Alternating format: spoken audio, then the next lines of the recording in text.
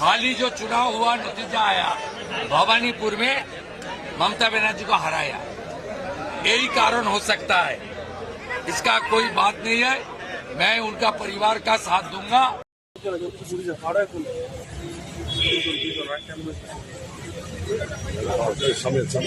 और जैसे ही खड़ा हुआ ना, पीछे से एक बाइक आया और एकदम चंद्र का मतलब लेफ्ट साइड में, राइट साइड में ड्राइविंग चल रहा था, लेफ्ट साइड में आया, एकदम एक पैर से बैलेंस किया, एक बंदा जो मेरे को दूर से दिख रहा था, बैलेंस किया और सीधा अपना शूट आउट शुरू कर दिया। We have started the investigation. We have seized a vehicle which was used for the crime purpose. ये ममता बनर्जी का जाते जाते उनका जो गुस्सा, फ्रस्ट्रेशन या प्रतिहिंसा बोलिए, कुछ भी बोलिए, ये बदलाव की मतलब बदला लेने की भावना, पश्चिम बंगाल में हम लोग बदलाव लाए हैं, परिवर्तन लाए हैं, और ममता बनर्जी की सरकार जाते जाते उनका बदला की भावना हमने देखा है।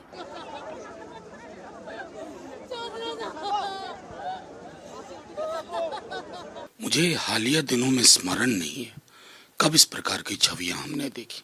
जिस तरीके से हम लोगों के ऊपर टॉर्चर किया जा रहा है, जा जाके पार्टी ऑफिस तोड़े जा रहे हैं, घर में घुस के मारा जा रहा है, हर जगह पे आपने देखा है। कल रात भर हम लोगों के पार्टी वर्कर्स के ऊपर जिस तरीके से अत्याचार हुआ है। बंगाल में फिर खून। जी हां, शुभेंद्र अधिकारी के पीए चंद्रनाथ रथ की हत्या।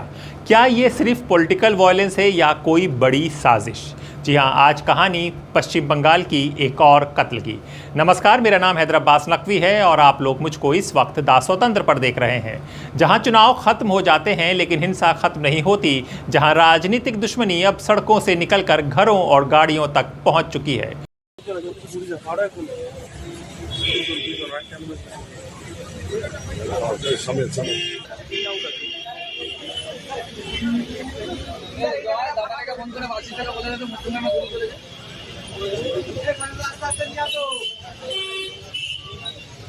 और अब सवाल सिर्फ एक हत्या का नहीं बल्कि उस डर का है जो विपक्षी नेताओं के आसपास लगातार मंडरा रहा है। बीजेपी नेता और पश्चिम बंगाल विधानसभा के नेता प्रतिपक्ष शुभेंद्र अधिकारी के निजी सहायक चंद्रनाथ रथ की गोली मारकर हत्या कर दी गई। उत्तर 24 परगना के मध्य ग्राम में हुई इस वारदात ने पूरे बंगाल की राजनीति को हिला दिया। वो बीजेपी का शुभेंदु अधिकारी का एग्जीक्यूटिव असिस्टेंट है और शुभेंदु ने हाल ही जो चुनाव हुआ नतीजा आया, भवानीपुर में ममता बनर्जी को हराया, यही कारण हो सकता है। इसका कोई बात नहीं है, मैं उनका परिवार का साथ दूंगा और परिवार का जो डिमांड है तुरंत इसको जो किया है उनको हिरासत में लेकर चार्जशीट करके कन्विक्शन दिलाना, एक प्रक्रिया में भी मेरा जो जिम्मेदारी है मैं निभाने का काम करूंगा। लेकिन सबसे बड़ा सवाल, क्या ये हमला अचानक हुआ या फिर वर्षों से चल रही थी टारगेट वायलेंस की कड़ी? क्योंकि ये पहली बार नहीं जब शुभेंद्र अधिकारी के करीबी लोगों पर हमला हुआ है। 2018 में भी शुभेंद्र अधिकारी के सुरक्षा गार्ड को गोली लगने से मौत हुई थी। उस मामले में भी सवाल उठे थे, आरोप लगे थे और राजनीति गर्म हुई थी। अब 2026 में उनके पीए चंद्रनाथ रथ की हत्या ने पुराने जख्म फिर खोल दिए हैं। वीडियो में हम आगे आपको बताएंगे आखिर चंद्रनाथ रथ हत्याकांड में अब तक क्या खुलासे हुए, पुलिस को कौन से बड़े सुराग मिले हैं, क्यों बीजेपी इसे कोल्ड ब्लडेड मर्डर बता रही है और टीएमसी इसकी सीबीआई जांच की बात कर रही है, और क्या बंगाल की राजनीतिक हिंसा अब इंटरनेशनल कॉन्स्पिरेसी की तरह इशारा कर रही है?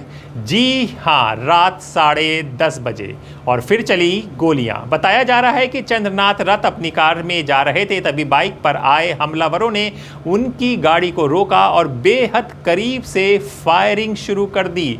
बता रहे हैं जिस बंदूक का इस्तेमाल हुआ, जिस रिवॉल्वर का इस्तेमाल हुआ, वो ऑस्ट्रेलियन मेक बताई जा रही है।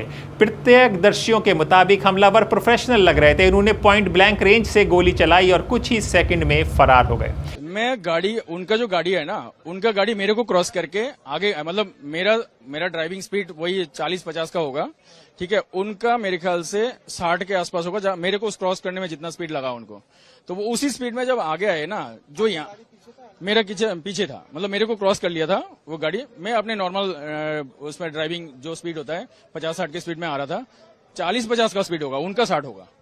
ठीक है, तो उन्होंने मेरे को क्रॉस किया है। नहीं, जो चंद्रदा का जो गाड़ी था वो मेरे को क्रॉस किया है। क्रॉस करके जैसे ही आगे निकला ना, लगभग 100-150 मीटर की दूरी में आगे निकल गया होगा, तब तक वो गाड़ी अचानक खड़ा हो गया रास्ते में, मतलब ब्रेक लगा के खड़ा हो गया। शायद मेरे को आवाज भी आया था ब्रेक का, खड़ा हो गया। और जैसे ही खड़ा हुआ ना, पीछे से एक बाइक आया और एकदम चंद्र का मतलब लेफ्ट साइड में, राइट साइड में ड्राइविंग चल रहा था, लेफ्ट साइड में आया, एकदम एक पैर से बैलेंस किया, एक बंदा जो मेरे को दूर से दिख रहा था, बैलेंस किया और सीधा अपना शूट आउट शुरू कर दिया। आपने देखा? मैं पीछे से, मैं 100 मीटर की दूरी में था, मतलब मेरा गाड़ी चल रहा था उस समय पूरी स्पीड में। मैं देख करके जब तक वहां पे थोड़ा सा भीड़ लग गया था, ये तो भाग गया था। ये कितने लोग थे? एक बाइक में एक ही बंदा बैठा हुआ था। हाँ, एक पैर से बैलेंस किया, मतलब बहुत एक्सपर्ट लग रहा था मेरे को, जहां तक लग रहा था। एक पैर से इसने लगाया, बाइक जैसे लगा था ना, थोड़ा सा हाइट ज्यादा होगा लेकिन पतला सा था बिल्कुल। बाइक का इतना ध्यान नहीं है मेरे को। नहीं, वो गाड़ी का नंबर जो है ना, वो मेरे को 74 था, WB 74 समथिंग लाइक दिस। ठीक है, मैं तो घर ही नहीं गया हूँ अभी, तो मैं फॉर्चून मैं मेरे पीछे गाड़ी था, मैं तो पार्क कर दिया गाड़ी। पार्क करके मतलब रास्ते गाड़ी लगा के वो जगह नहीं मिल रहा था, तो थोड़ा सा जो टाइम लगा ना, तब तक मैं वो सब तो कांड हो गया। तो क्या वो तुरंत वहीं से भाग लिया? बाइक से ही निकल गया? बाइक से ये निकला, और गाड़ी शायद वहीं से निकला। उसके बाद गाड़ी तो मेरे ख्याल से कहीं छोड़ दिया, गाड़ी छोड़ा, वो सब बाइक से निकला है। तो क्या ये लग रहा था बहुत देर से फॉलो कर रहा था वो बाइक? मेरे को तो ऐसा लग रहा है, क्योंकि प्री प्लान था, जहां तक मेरे को लग रहा है, क्योंकि अचानक ऐसे गाड़ी तो कभी नहीं आता है सामने, किसी के सामने ऐसा गाड़ी नहीं आएगा। पॉइंट रेंज से एकदम साइड से गोली चलाया, एकदम जैसे ये स्कॉर्पियो गाड़ी है ना, ऐसा ही स्कॉर्पियो गाड़ी था एकदम। एक यही गाड़ी है क्या? हाँ, यही गाड़ी था। अरे बाप रे, एकदम सामने, जैसे ये गाड़ी है ना, यहाँ पे खड़ा था बंदा, एकदम सामने खड़े होकर के पॉइंट रेंज में गाड़ी चलाया, गोली चलाया। आपको आवाज सुनाई दी? गोली की 2 गोली की आवाज सुनाई दिया, तीसरा का नहीं सुनाई दिया मेरे को। ठीक है, ये ऐसे ही मारा था गोली एकदम। मेरा होगा ज्यादातर यहाँ से 100 मीटर 150 मीटर की दूरी में। ये गाड़ी जैसे खड़ा हो गया था ना, खड़े होने के बाद सीधा गोली चलाया। आपने भी गाड़ी रोक लिया था उसी वक्त? मैंने गाड़ी नहीं रोका था, मेरा गाड़ी चल रहा था। ठीक है, मैंने ध्यान नहीं दिया है उसमें। जब तक मैं गोली का आवाज सुना ना, तो आपको लगता है फिर क्या होता है, तो हम थम गए, हम साइड में लगाया गाड़ी। देखा नहीं, भीड़ नहीं था एकदम। 10:30 से 11 की टाइम होगा। नहीं, मैं अकेले, मैं तो अकेले था, मैं कोलकाता से अकेले आ रहा था। तो जब अचानक आपने देखा तो क्या उसको? नहीं, मेरे को नहीं देखा उन्होंने, क्योंकि मैंने भी ब्रेक लगा दिया था। जब गोली चला ना, तो मैंने भी ब्रेक लगा दिया था। ठीक है, मैंने तो देखा ना कि क्या हालत है पीछे। ड्राइवर का गाड़ी लेकर आ गया, ये जो उनके साथ ड्राइवर था? हाँ, ड्राइवर थोड़ा सा आगे आया, वो तो लुढ़क गया था ना। उसके बाद यहाँ पे भीड़ लग गया था, फिर पब्लिकों ने उठाया उनको। ये यहाँ से 200-300 मीटर की दूरी है। हाँ, आपने कुछ पहचान पाए उसका चेहरा? नहीं, चेहरा वगैरह नहीं पहचान। नहीं, पतला सा था, सिर्फ बॉडी पतला सा दिख रहा था, ऐसे हेलमेट लगा हुआ था। हेलमेट पहना हुआ था। कौन सी बाइक है ऐसे पता नहीं, बाइक का इतना ध्यान नहीं है। तो दादा, आप उसके बाद आपको वो क्या यहीं पे आके दिखे कि हॉस्पिटल में? कौन लेके आया? वो लेके आए थे, पब्लिक ही लेके आया था। ड्राइवर को भी गोली लगा था मेरे ख्याल से। वो भी एकदम वो हो गया था, मतलब वो भी एक तरह से उसका भी हालत खराब था। पुलिस से मैं मिला ही नहीं हूँ, मेरे को हिम्मत ही नहीं हुआ है कहीं किसी को मिलने को। मैं तो गाड़ी पार्क किया, गाड़ी पार्क करके आया कि क्या हुआ है। मैं तो यही ऊपर वाले से दुआ करता हुआ आ रहा था कि बच जाए, कहीं से गोली लगाए, हो सकता है। मैंने तो यही टारगेट करके आया था, कहीं हाथ में लगा होगा, कहीं पे लगा होगा, बच जाए, हॉस्पिटल में लेकर आया। लेकिन यहाँ आके नहीं, पीछे मेरे को थोड़ा टाइम लगा, गाड़ी लगाने में मेरे को टाइम लगा। लेकिन पीछे से जब आया तो मैंने सुना कि यहाँ पे उनका डेथ हो गया। घटना के बाद इलाके में अफरा तफरी मच गई। स्थानीय लोग घायल चंद्रनाथ रथ का अस्पताल लेकर पहुंचे, लेकिन तब तक बहुत देर हो चुकी थी। पुलिस जांच में बड़ा खुलासा। पुलिस ने जिस बाइक को बरामद किया उसकी नंबर प्लेट फर्जी निकली। डीजीपी सिद्धनाथ गुप्ता के अनुसार बाइक की नंबर प्लेट सिलीगुड़ी के एक वाहन नंबर से मैच करती है, लेकिन असली नहीं है। घटनास्थल में जिंदा कारतूस और खाकिली खोखे भी बरामद किए गए। यानी साफ है कि हमला बेहद प्लानिंग के साथ किया गया। We have started the investigation. We have seized a vehicle which was used for the crime purpose. On investigation, it has been found that its number plate has been tampered. The vehicle, actually, the number plate that has been used belongs to a vehicle in Siliguri, but actually it is a tampered number. We have seized from the spot few fired cartridges as well as live rounds. We are processing the information that we have got so far. And at this moment, I think it is the information. This is the only information that I can divulge at this moment. Okay. আমি বললাম না এই মুহূর্তে এটাই বলতে পারবো। अब सवाल उठ रहा है, क्या ये सिर्फ राजनीतिक रंजिश है या कुछ और गेम बनाया जा रहा है, पक रहा है, या फिर इसके पीछे कोई बड़ा नेटवर्क काम कर रहा है? बीजेपी का सीधा हमला टीएमसी का, बीजेपी नेता इसे सीधे राजनीतिक हत्या बता रहे हैं। ये तृणमूल कांग्रेस जानबूझ के करवा रही है, नीचे कुछ गुंडे बदमाश भाजपा को बदनाम करने के लिए और बंगाल को अस्थिर करने के लिए। जैसे लोगों के बीच में एक मैसेज चल जाए कि चुनाव के बाद ये सब बीजेपी कर रही है, ऐसा मैसेज देने के लिए तृणमूल कांग्रेस अपने स्तर से करवा रही है। कई भाजपा का नेता के ऊपर गोली चला, चाकू मारा गया, ये कौन कर रहा है? ये तृणमूल कांग्रेस के सब गुंडा मवाली कर रहा है। देखिए, जैसे मोदी जी के नेतृत्व में पूरे जंगल महल के लोग पहले से विश्वास करते आ रहे हैं, मोदी जी को आशीर्वाद करते आ रहे हैं, ऐसे ही पूरे बंगाल में दार्जिलिंग से लेके जंगल महल तक हर एक व्यक्ति मोदी जी को आशीर्वाद किया, भारतीय जनता पार्टी को आशीर्वाद किया। कारण है कि मोदी जी का जो सुशासन देखा है लोग और तृणमूल कांग्रेस का जो कुशासन देखा है 15 साल का, ये दोनों में फर्क जनता को आ चुकी है और इसी के चलते वोट हुआ है। पार्टी नेता के घोष ने कहा चंद्रनाथ रथ शांत स्वभाव के युवा थे और उन्होंने भारतीय वायुसेना में भी सेवा दी। उन्होंने आरोप लगाया कि ये pre planned cold blooded murder है। देखिए, सबसे पहली बात यह कि बहुत दर्दनाक घटना घटी है, बहुत शर्मनाक और दर्दनाक घटना। चंद्रनाथ रौत, जिसको हम लोग बहुत प्यार से चंद्रो बोलते थे, वो मुझे दीदी सिर्फ बोलता नहीं था, मानता था दीदी। और इतना ठंडा दिमाग का एक लड़का, यंग लड़का, जो कि वायुसेना में काम कर चुका था, वो शॉर्ट सर्विस कमीशन में इंडियन एयरफोर्स में काम कर चुका था, देश की सुरक्षा के लिए काम कर चुका था, और फिर उसको जान देना पड़ा पश्चिम बंगाल में। ये ममता बनर्जी का जाते जाते उनका जो गुस्सा, फ्रस्ट्रेशन या प्रतिहिंसा बोलिए, कुछ भी बोलिए, ये बदलाव की, मतलब बदला लेने की भावना, पश्चिम बंगाल में हम लोग बदलाव लाए हैं, परिवर्तन लाए हैं, और ममता बनर्जी की सरकार जाते जाते उनका बदला की भावना हमने देखा है। और सबसे इम्पोर्टेंट बात यह है कि हमारे शुभेंदु दा वो पहुंच गए थे, हमारे केंद्रीय मंत्री सुकांतो दा पहुंच गए थे, भारतीय जनता पार्टी के तमाम नेता वहां पर पहुंच गए थे। मुझ में हिम्मत नहीं हुई, चंद्रो को वो डेड बॉडी देखने का हिम्मत मैं जुटा नहीं पाई, क्योंकि मतलब कल भी उसको दिन में उसके साथ मेरी बात हुई थी, तो जिसको मैं भाई मानती थी उसको वो हालत में देखने की हिम्मत मैं जुटा नहीं पाई। लेकिन इसके साथ और एक चीज़ है जो माननीय शुभेंदु दा ने कहा है, ये प्री प्लान्ड मर्डर है, cold blooded pre planned pre meditated murder है। मैं इसलिए बोल रही हूँ क्योंकि जो आप लोगों के संवाद सूत्रों से जो पता चलता है, जो एक गाड़ी जब उसको टारगेट किया गया, उसके करीब 6-7 घंटे पहले उस जगह पे तैनात हो गई जो गाड़ी उसके गाड़ी के सामने लाया गया। ये बॉलीवुड स्टाइल से शूटिंग किया गया, वो दाऊद इब्राहिम के स्टाइल से शूटिंग किया गया। 2 बाइक वहां पर तैनात थी ताकि जो शूटर्स है वो अपना काम तमाम करके बाइक लेके भाग सके। और सबसे जरूरी बात यह है कि जहां पर वो शूटिंग की गई है कोई सीसीटीवी फुटेज, मतलब ब्लाइंड स्पॉट था, मतलब उस जगह का रेकी भी किया गया था। और जो सूत्रों से पता लग रहा है कि जो पिस्तौल इस्तेमाल किया गया था वो ग्लॉक है। ग्लॉक पिस्तौल भारतवर्ष में मिलता नहीं है, लाखों की उसका कीमत है। तो ग्लॉक पिस्तौल से चंद्रो को शूट करने का मतलब ये कितना गहरा साजिश आप समझ लो।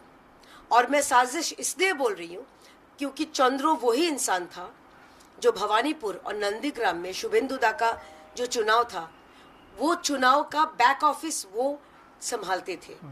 और भवानीपुर में ममता बनर्जी हार गई और शुभेंदु दा का ये ऐतिहासिक जीत। तो आप ये जो कड़िया है, अगर कड़िया आप जोड़ लेते हैं, इसका उत्तर स्पष्ट हो जाएगा। पर अब सवाल ये उठता है कि अब राज्य की कमान सेंट्रल फोर्सेस के हाथों में है और सेंट्रल फोर्सेस के हाथों में होने के बावजूद जिस तरह से वायलेंस बंगाल में हो रहा है और जिस तरह से हत्याएं हो रही हैं, तो उसका जवाब कौन देगा? बीजेपी लगातार टीएमसी पर आरोप लगा रही है और कह रही है कि उनके कार्यकर्ताओं को डराने का माहौल बनाया जा रहा है। চন্দ্রশেখর মণ্ডল তিনি তাকে ফুলের উদ্দেশ্যে শ্রদ্ধা জানাচ্ছেন।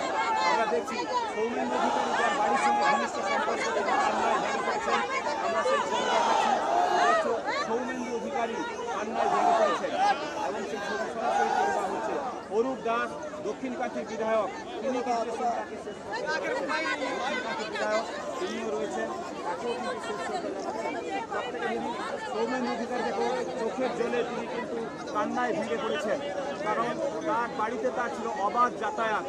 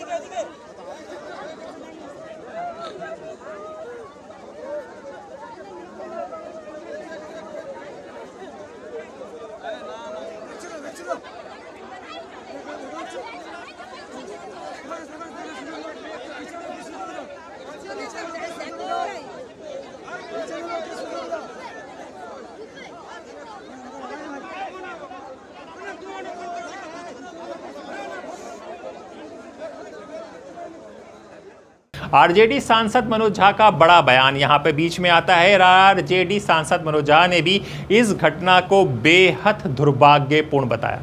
उन्होंने कहा, जब भाषा की हिंसा सारी सीमाएं पार कर जाती हैं तो फिर शारीरिक हिंसा उसी का अगला कदम बन जाती है। मनोज झा का सवाल था, क्या लोकतंत्र की कीमत अब लोगों की जान बन चुकी है? दुर्भाग्यपूर्ण है। मुझे हालिया दिनों में स्मरण नहीं है कब इस प्रकार की छवियां हमने देखी। मैं बंगाल चुनाव के दौरान से एक बात आप लोगों के माध्यम से कह रहा हूं, जब भाषिक हिंसा यानी कि वायलेंस इन द लैंग्वेज सारी हदों को पार कर जाती है, तो भौतिक हिंसा जो हम अब देख रहे हैं वो मतलब किस बात की बात? क्या हुआ? एक जिंदगी चली गई, कई जिंदगियां चली गई अलग अलग इलाकों में। मैं समझता हूं कि अगर चुनाव का मतलब ये है, वी मस्ट रिविजिट हमारी पूरी डेमोक्रेटिक जो फिलॉसफी है और उसमें सबको जिम्मेवारी लेनी पड़ेगी, टॉप से बॉटम तक, सत्ता पक्ष से विपक्ष तक।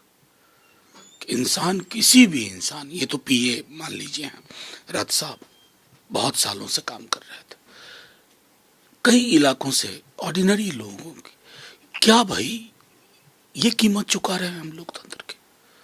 इस पर विराम लगना चाहिए।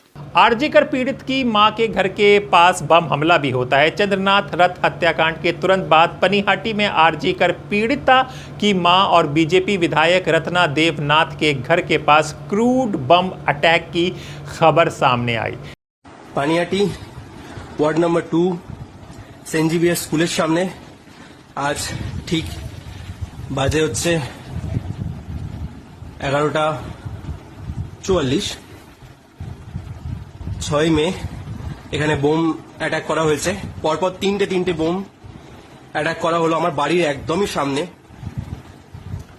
আর এই অ্যাটাকে দুজন খুবই গুরুতরভাবে জখম, একজনের পায়ে ফেটে গেছে এবং আরেকজন খুবই গুরুতরভাবে জখম, তাদেরকে সাগর দত্ত হসপিটালে নিয়ে যাওয়া হয়েছে রীতিমতোই। এই যে এখানে দুষ্কৃতীরা দেখছেন যেটা লড়াইটা হচ্ছে, এই লড়াইটা আর কিছুই না, এই ঘরের লোক যারা টিএমসি ছিল তারাই টিএমসি থেকে আবার রাতারাতি বিজেপি সেজে আজ এই ঘরে ঝামেলা করছে, অশান্তি করছে এবং বোম মেরে গেছে। আপনারা সতর্ক থাকুন, প্রত্যেকে এই দুষ্কৃতীদের থেকে সামলে থাকুন। इस हमले में बीजेपी के कई कार्यकर्ता घायल हुए, यानी बंगाल में हिंसा अब अलग अलग घटनाएं नहीं लग रही हैं। तो अब सवाल उठता है, क्या शुभेंदु अधिकारी के करीबी एक एक कर निशाने पर हैं? जी हां, 2013 पे प्रदीप झा, 2018 पे शुभ्रत चक्रवर्ती, 2021 में पुलक लाहिड़ी और अब 2026 में चंद्रनाथ रथ। सवाल सिर्फ एक हत्या का नहीं, सवाल यह है कि आखिर क्यों बार बार शुभेंदु अधिकारी के इनर सर्कल से जुड़े लोगों की मौत रहस्यमयी या हिंसक परिस्थितियों में हो रही है। एक बार हादसा, 2 बार संयोग, 3 बार शक, लेकिन 4 बार? यही सवाल अब बंगाल की राजनीति में गूंज रहा है। क्या ये सिर्फ पॉलिटिकल वॉयलेंस है या ये सत्ता और विपक्ष की जंग का खतरनाक चेहरा? ইসরায়েল শেষ করেছে, আমরাও শেষ করব। মোদির শিষ্য আছি, মোদির বাচ্চা আমরা। আমার হাজবেন্ড নাম নিশান মিটাবো। খুব সাপোর্ট করতেছে। পলিটিক্স ছেড়ে দেন, হিন্দু বলে মেরেছে। পলিটিক্স ছেড়ে দেন। আমি শুধু আপনার পাশে আছি। গাজা শেষ হয়েছে, ইসরায়েল শেষ করেছে, আমরাও শেষ করব। মোদির শিষ্য আছি, মোদির বাচ্চা আমরা। আমার হাজবেন্ড নাম নিশান মিটাবো। খুব সাপোর্ট করতেছে। পলিটিক্স ছেড়ে দেন, হিন্দু বলে মেরেছে। পলিটিক্স ছেড়ে দেন। আমি শুধু আপনার পাশে আছি। गाजा शेष হয়েছে। या फिर कोई ऐसा नेटवर्क काम कर रहा है जो उन लोगों को निशाना बना रहा है जो बहुत कुछ जानते थे?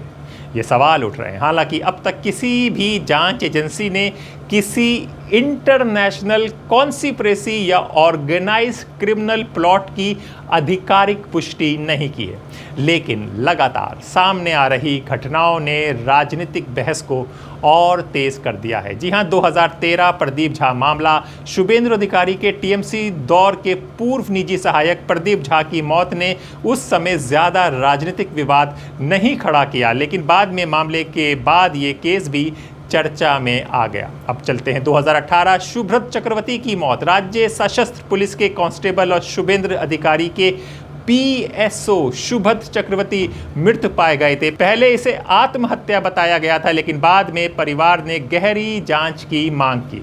इस मामले पर बीजेपी टीएमसी आमने सामने आ गए हैं। 2021 में पुलक लहरी मामला, पुलक लहरी जो शुभेंद्र अधिकारी के करीबी सहयोगी बताए जाते थे, उनकी मौत भी असामान्य परिस्थिति में हुई।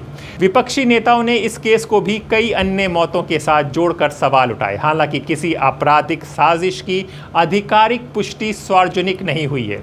2026 की बात करें, चंद्रनाथ रथ की हत्या अब सबसे ताज़ा मामला है। चंद्रनाथ रथ मध्यग्राम में पॉइंट ब्लैंक रेंज से गोली मारकर हत्या, फर्जी नंबर प्लेट वाली बाइक, प्रोफेशनल हमलावर और फिर मौके से फरार।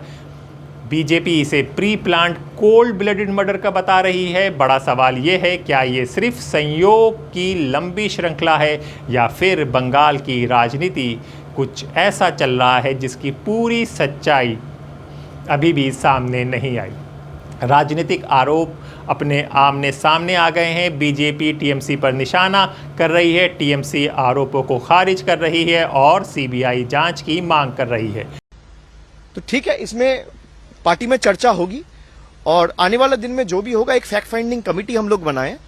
जिस तरीके से हम लोगों के ऊपर टॉर्चर किया जा रहा है, जा जाके पार्टी ऑफिस तोड़े जा रहे हैं, घर में घुस के मारा जा रहा है, हर जगह पे आपने देखा है। कल रात भर हम लोगों के पार्टी वर्कर्स के ऊपर जिस तरीके से अत्याचार हुआ है, मैं सबको यही कहूंगा कि तृणमूल के जितने भी सैनिक हैं, आप एकदम स्ट्रांग रहो।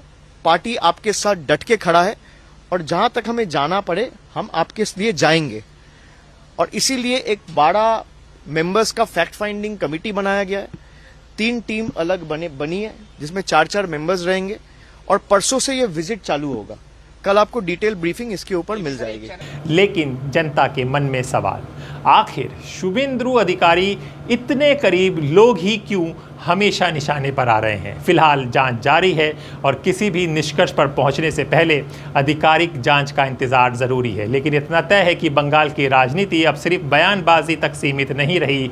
यहाँ डर, हिंसा और रहस्यमयी मौतें अब राजनीतिक नैरेटिव का हिस्सा बन गई हैं। 4 তারিখের পরে দিল্লির কোনো ভাব রক্ষা করতে পারবেন না। সেটাই তারা দেখিয়ে দিল। আমি আজকে নতুন সরকার যে গঠন করবে তার কাছে জানাবো যে আমার ছেলের এই মৃত্যুর যেন শাস্তিটুকু হয়। আমার ছেলে যদি অ্যাক্সিডেন্টে কোনো অঘটন ঘটতো আমার মনে হয় এত কষ্ট হতো না। তাকে যেভাবে কষ্ট দিয়ে এতটাইরা মারলো, এটা পুরো তৃণমূলেরই সাজানো গল্প। এখানে শুভেন্দু বাবু মমতাকে হারিয়েছে, যার জন্য আমার মনে হয় এই প্রতিশোধ। बल्कि एक लगातार बढ़ती हुई श्रृंखला दिखाई दे रही है 2013 से 2026 तक, क्योंकि निशाने पर हैं शुवेंदु अधिकारी के करीबी। यही सबसे बड़ा सवाल है, क्या ये महज संयोग है या फिर शुवेंदु अधिकारी के राजनीतिक उभार के साथ हमलों का पैटर्न भी बढ़ रहा है। शुवेंदु अधिकारी कभी टीएमसी का बड़ा चेहरा थे, लेकिन बीजेपी में आने के बाद वो ममता बनर्जी सरकार के सबसे आक्रामक विरोधी बन गए।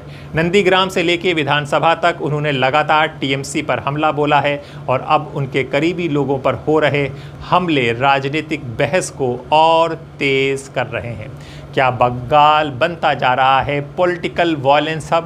ये सवाल अब सिर्फ बीजेपी नहीं बल्कि आम लोग भी पूछ रहे हैं। बंगाल में चुनाव के बाद हिंसा कोई नई बात नहीं है, लेकिन अब टारगेटेड शूटिंग, बम अटैक्स और प्रोफेशनल हिट जैसी घटनाएं डर बढ़ा रही हैं। और तब ज़्यादा डर लगता है जब कंट्रोल भी सेंट्रल के पास और उसके बाद ऐसी घटनाएं बराबर हो रही हैं, तो सवाल ज़रूर पूछा जाएगा कि ये हिंसा क्यों नहीं रुक रही।